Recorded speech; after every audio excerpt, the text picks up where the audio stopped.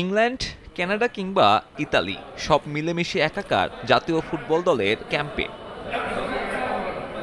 লাল সবুজের পরিচয় পরিবারে পরিণত করেছে হামজা জামালদের। জাতীয় দলের ব্যস্ততায় পরিবার সঙ্গে না থাকলেও ঈদের আনন্দ মাটি হয়নি ফুটবলারদের। এটাও একটা ফ্যামিলি, আমরা ওভাবেই আসলে মানায় নিচ্ছি সবকিছু। আমাদের মেন ফোকাসটা হচ্ছে যে আমরা 10 তারিখ ইনশাল্লাহ সিঙ্গাপুরের বিপক্ষে একটা ভালো রেজাল্ট করে দেন আমরা ঈদ উদযাপন করব।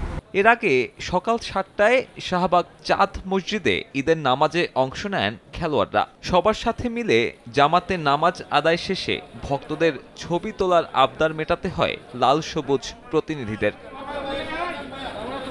ঈদ উপলক্ষে বেলা 2টা পর্যন্ত ফুটবলারদের ছুটি দেয় টিম ম্যানেজমেন্ট। এই সময়ে চাইলে পরিবারের সদস্যদের সঙ্গে টিম হোটেলে কিংবা বাসায় গিয়ে দেখা করার সুযোগ পাবেন তারা। আমরা যেহেতু একটা ন্যাশনাল ক্যাম্পে আসছি, সো আমাদের একটা দায়বদ্ধতা আছে, দায়িত্ব আছে দেশের প্রতি।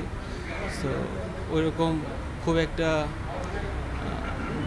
কোচ আমাদের জন্য কিছু রাখে না, বাট 2টা পর্যন্ত ফ্রি রাখছে। যদি কেউ ফ্যামিলি নিয়ে বাইরে যেতে চায় বা কারো ফ্যামিলি যদি হোটেলে আসে, সো সেই সময়টা কাটাইতে পারবে। যদিও বিকেল নাগাদই ফিরতে হবে অনুশীলনে। আগের দিনের মতো একইভাবে চলবে ট্রেনিং সেশন। স্কোয়াডের সদস্যদের নিয়ে বাইরে ঘুরতে যাবার পরিকল্পনা থাকলেও অনুশীলনের কারণে তা বাতিল করে বাফুফে। এই জয়টা ছাড়া আমাদের কোনো বিকল্প নেই। ঈদের আনন্দটা জয় দিয়েই যেন দেশবাসীকে দিতে পারি, সেটাই হলো আমাদের সবার চাওয়া পাওয়া। সিঙ্গাপুর ম্যাচের আগে আরও 2 দিন অনুশীলন করবে বাংলাদেশ।